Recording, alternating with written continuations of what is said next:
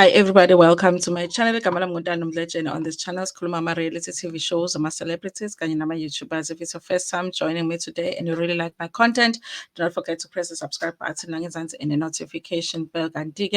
You can also like the video. You can press the thanks button, and also there's a membership on this channel. If you want to be a member, you can press the join button.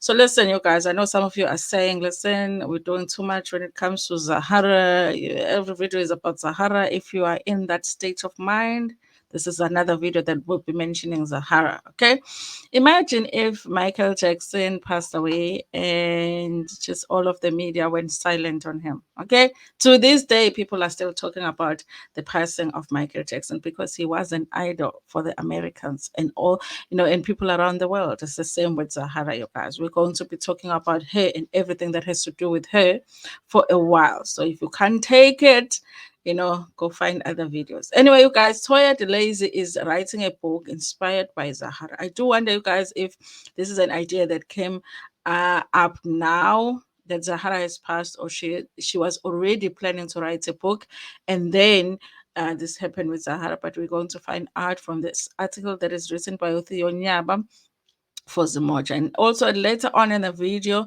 we're going to be playing a clip where Zahara is talking about how she wants people to remember her. I think it's very important that we watch that video. So please make sure that you watch until the end. It says here, a musician, Toya De Lazy, is branching out into a new creative endeavor. She says she will be writing a book called What Happened to Toya De Lazy. In a long social media post, Toya has hinted that it will be a memoir that delves into her life and experiences as a musician with a similar contract to that of the late multi-award winner singer Zahara. Toya signed a 2-album record deal with Sony Music Africa in 2011, but she left the recording label in 2016 and went independent. I decided it's time for me to write my book. After the tragic loss of Sis Zahara, I saw the type of music deal she was signed to, and I realized that it was like mine. I mentioned this, and it brought on a huge discussion on Twitter with some people saying, anyway, my grandpa is rich, so I'm fine. It made me realize that none of you know my story or my journey. I never had anything handed to me. I was squatting through university and had no one to pay my school fees often. People think your proximity to money makes you wealthy, and getting through the South African music industry alive was one of the biggest learning curves of my life, she wrote. She added that the book also will touch on fighting depression, using alcohol to cope, and eventually finding deep healing while fighting rejection. Listen, you guys, I also am one of those people that thought that life was easy for Toya because she is a granddaughter of the late Prince Mangosuthu Buthelezi. Like, honestly, you guys, I thought that maybe there is a fund, trust fund somewhere that pays for all of the kids, all of his kids, all of his grandkids, all of his great kings kids school fees. So I would never imagine that she would be struggling to pay her school fees, and that she would be. I would think that she would be staying in a very fancy apartment while going to school. She wouldn't even need to stay at rest. So for her to say that she was squatting, it looks like it's going to be an interesting book to read. Okay.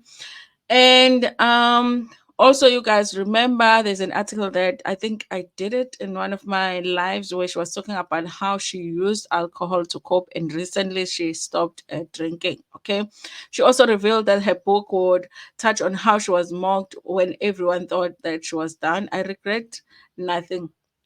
Everything that has happened has taught me much. I feel very lucky that I found another part of the world to appreciate my talent, she said, adding that she won a Newcomer of the Year in the UK last week. We independent artists need to support.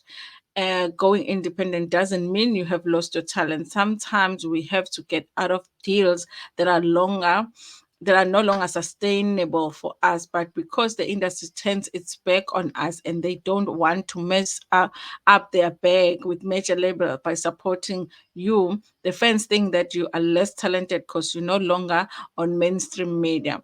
It's not always easy to find your feet. Most of the artists that have been in my position passed away, she said. This added that she feels fortunate to have to be here, still pushing independently through De Lazy Entertainment and Afro Rave Limited. I'm still winning as an independent. If the public and fans can be genuine and support me like they did when I was with a major, being independent would be a natural progression, she concluded. Okay. So I guess we have to be looking forward to the book then, because then maybe some of us will understand how the music industry works, you guys. Because I would not be understanding. 'Cause, okay, the independent, they have a recording company. Okay, how does it work? Okay, and I would not be understanding how this recording company. It always ends up being that they take all of the money and then the artists are left broke.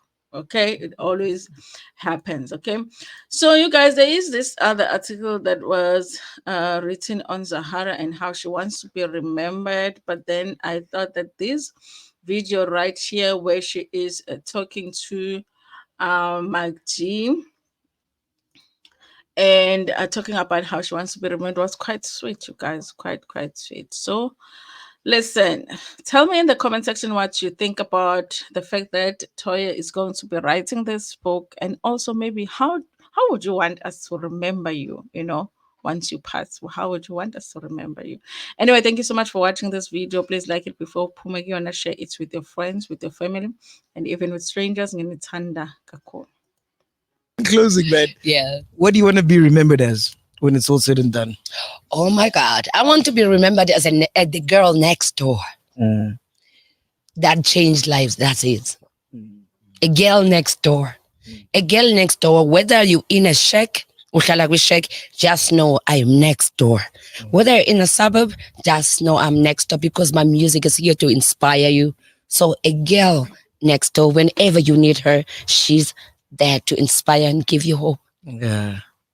I must say, man, before we started rolling, you were crazy, Mara. Now you're giving us girl next door vibes.